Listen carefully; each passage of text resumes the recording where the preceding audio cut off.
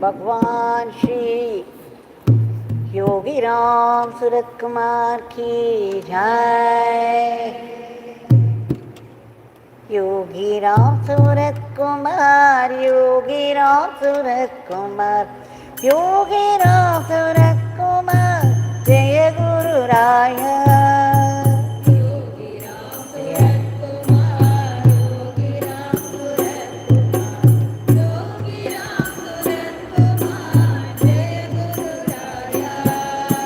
Yogi Ram Surat Kumar, Yogi Ram Surat Kumar, Yogi Ram Surat Kumar, Jai Guru Raya. Yogi Ram Surat Kumar, Yogi Ram Surat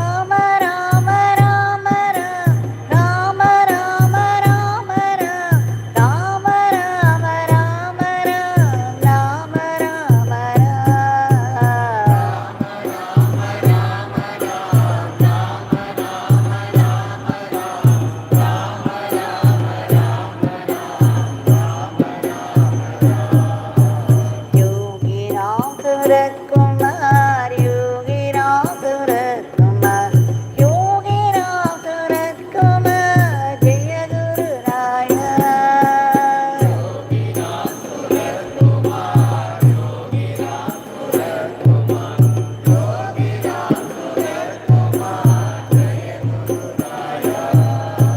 Yogi Ramsuratkumar, Yogi Ramsuratkumar, Yogi Ramsuratkumar,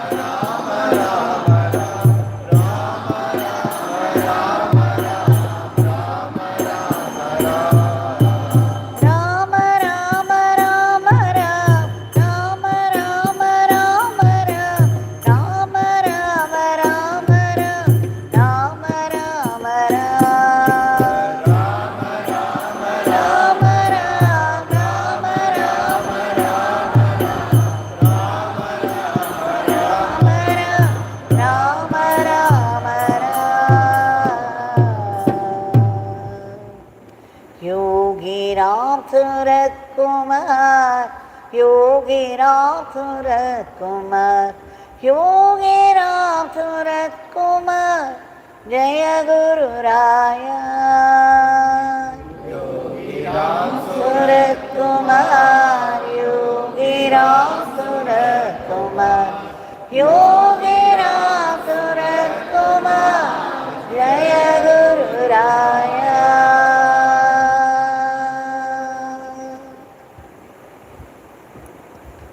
Bhagwan Shri Yogi Ramsuratkumar ki jai. Sarvam Yogi Ramsuratkumar Arpanamastu.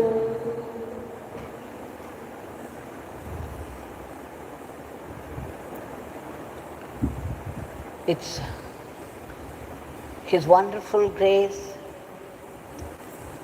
a pure shower of grace, that we are able to sing His name for the past 1 hour. It was like Pravah, that the Nama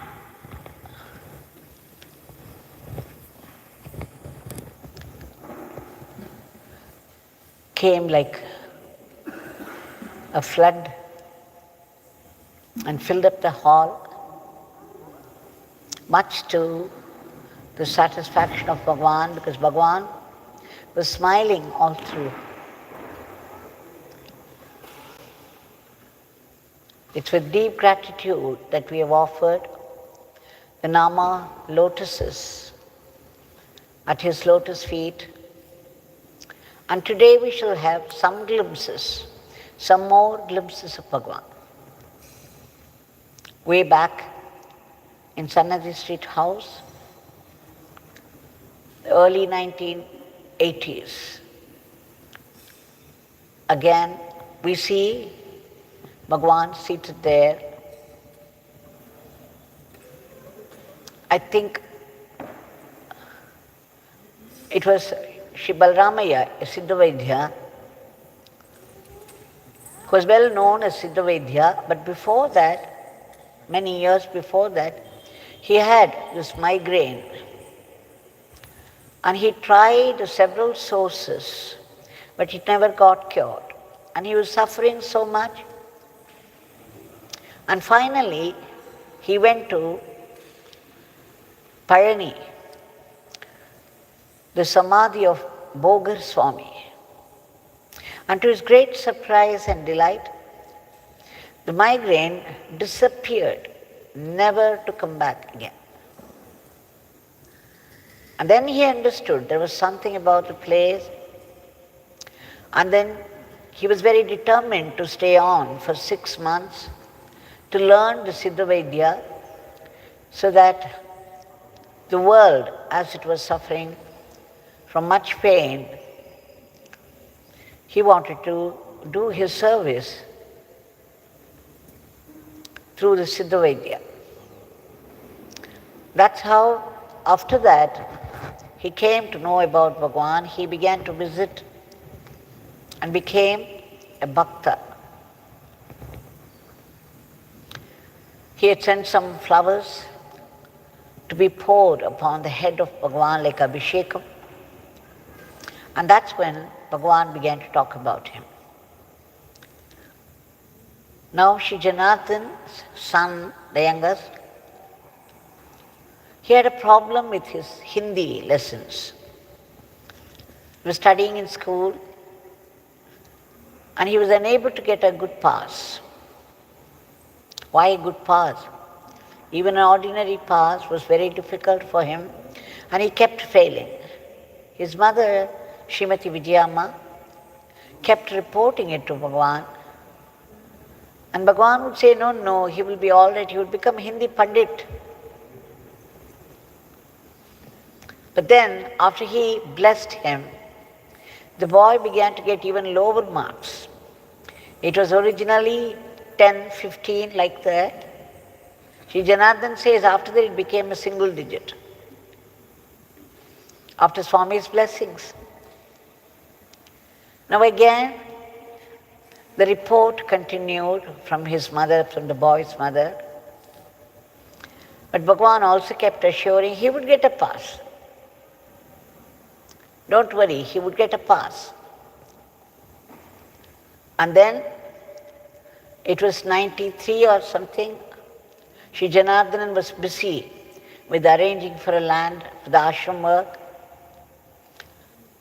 And that is when he was studying in 11th standard or something, Ramkumar, Sri Janardhan's youngest son. After his examinations, when they got the result, they found that she failed. Here was Swami who kept assuring he would get a pass. So from double digits it became single digit, and now he had failed in the aggregate also. Now what to make of it? Everybody was naturally put off. They felt very bad and deeply about it. And yet they could do nothing about it. And then Sri Ramkumar had to join a tutorial college to study all the subjects again. 2 months passed, and then one day, all of a sudden, there was an announcement in the papers. What did it say? That Hindi, the subject, was only the third language. And a failure in the third language need not be taken into account for the aggregate, which meant those who had failed in Hindi could get a pass in the aggregate, which meant Sri Ramkumar had passed. He truly got a pass. So what Bhagwan said came to pass after 2 months. It shows that whatever Bhagwan said would definitely come true, even if it would take time. Now, coming back to Sri Balaramaiah, when Sri Janardhanan was there, the talk came about him, the Siddha Vaidya. Then Sri Janardhanan asked Bhagwan, Swami, what is Siddha Vaidyam? And you know what Bhagwan said? When the chitta is controlled and established in God, then the amrita begins to flow inside.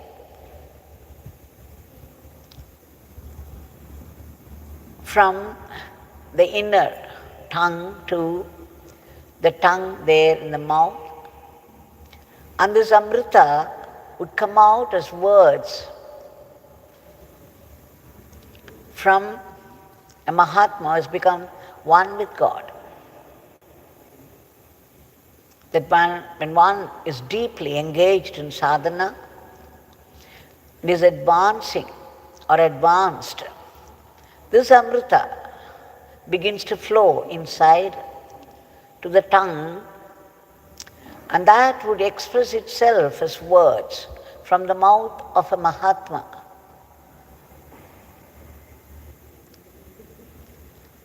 And that whatever they say would become a medicine.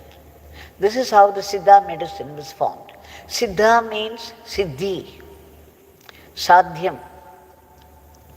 Your work gets fulfilled, gets accomplished.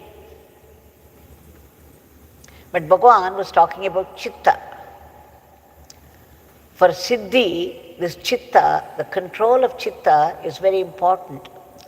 Chitta could be roughly translated into mind. The mind should come under control and it should be established in God. And then this amrita It's called Amritanubhavam. This Amrita begins to flow inside to the tongue, and that would express, that would come out as words from the mouth of the Mahatma, and then whatever Mahatma says will definitely come to pass. So we should never doubt the words of a Mahatma. It might get late due to circumstances. Bhagwan said that everything in this world is connected with everything else. It's all one sea of consciousness. So there is a link. Everything is linked with everything else. And therefore, when a Mahatma initiates a process, it may take its own time because of the obstacles, because of the structures, certain structures in the cosmos. But the words of a Mahatma are Amrita. So that we have had some experiences, like Bhagwan prescribed buttermilk to Shri Ganeshana and to Shri Ilayaraja. One had high BP, the other one had low BP, and for both, the prescription from Bhagwan's mouth was buttermilk. And it became the medicine. It cured. Bhagwan had said several different things to several different people, and it might be very different. The disease might be the same, but whatever came out of his mouth could be different. And in each case, it got cured, despite the differences. So this is what we see here. I remember another incident where Bhagwan used to make us read Papa Ramdas' book on himself. There was one narration of an incident that somebody was bedridden, and Papa Ramdas would visit him and say that he would survive. But within 3 or 4 days, he passed away. Then Papa Ramdas said, this is what it appears to the eyes on the physical level, but his blessings would surely help the soul. So there are many subtleties involved in these things which we cannot grasp with our limited brain, limited understanding. Sometimes we see it physically happening, and sometimes it happens in the subtle level. All the same, the words of a Mahatma could never fail, because they are powered. They possess the power of the self. They possess the power of the Supreme God. It's only a matter of time. Now, we shall submit our today's prayer. I think something comes to my mind again now. A few years back, there used to be a lady devotee who would come and cry to me that she wanted to get a government job, that Bhagwan should bless her, and then I would assure her that Bhagwan would do it in the right time, and I would pray, because that's all we can do. He is the source of all blessings. Let's keep praying. And then I said, anyway, she was going to write the examination, but unfortunately, she got some 147 or something for the cutoff, 150. Just 2 or 3 marks. She missed the cutoff, which meant she failed in that examination meant for the teachers. Again she came and cried. Then I said, you have come to Bhagwan and you are crying your heart out. He is listening to you. He would do the needful. Let's keep praying. You keep chanting the name, and I'll keep praying. We shall see what Bhagavan does. And a month after, there was an announcement in the paper that the cutoff mark was reduced to some 145 or something, and this lady had got 147, 2 marks above that, which meant she got a pass. And with her, 3,000 people had passed. Bhagavan had said that when he blessed a devotee in a certain situation, it was not for the devotee alone, that it would help. The blessing would help all those people in similar situation. Time and again, I have seen this happen. So once again, we have to remember that the words of a Mahatma would never fail. Bhagavan, we pray to you. We offer our prayer today again and again, which we have always been offering for the past nearly more than 1.5 years. Please bestow your grace to free this humanity from the clutches of these virulent viruses that have affected both the body and the mind, caused enough havoc. Only you could do something. Please free them, free the humanity once for all, so that this situation would never again arise. We beg you to bring back a dharmic normalcy in all aspects of life, everywhere. We also beg you to uproot all the negativities of the mind, anger, fear, sorrow, jealousy, self-pride, and growing desires, turning into needs. Only you can do something. Please bless us to be free of all this. And also people who are already unselfish to a great extent, that they engage themselves in hard work for the sake of the others, despite their own challenges. We beg you for their protection and all-round welfare. We also beg you for a lift to our economy, and we pray and pray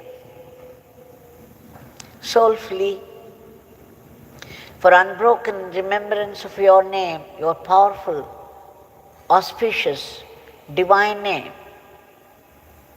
We also beg you to be fine instruments in your hands, not in the hands of Maya, so that we could run our everyday life as an offering to you. Everything in our everyday life should be connected with God in some way or the other. Plucking a flower and offering it at the feet of Bhagwan is so easy. But remembering to offer your every action, even as a flower at the feet of Bhagwan, is difficult, but that's a greater puja. We also beg you for that supreme blessing, the ultimate grace, for which we need to be purified completely, so that we could see your pulsating, vibrant presence in everything and everywhere. We beg you to bless us with that preparation of mind, to be able to see your sankalpa, your will behind all the happenings of life, all the happenings of the world. And most importantly, to be able to see every suffering, every devastating suffering that life brings to us. Your hidden grace You are blessing in disguise for our spiritual growth, for a greater push towards God. The sufferings are because of our past karma. That suffering which we have given to other people, we have to go through ourselves. And that happens only in the next birth. So we do not even know why we are suffering. They are not the karmas of this birth. But Bhagwan, being an incarnation of compassion, puts a blessing in that which would give us a greater kinship with God. Please bless us to be able to recognize your blessing even in this and be grateful to you. We also beg you, Bhagwan, for all the species of the cosmos, in whatever state of being they are, to be free from this state of misery and be lifted to a higher plane. And finally, we seek that supreme blessing to be free from this vicious cycle of births and deaths, to be free from the clutches of the ego, the tyranny of ego, so that we would be blessed with eternal living in you, the eternal entity. Jai Yogi Ramsuratkumar.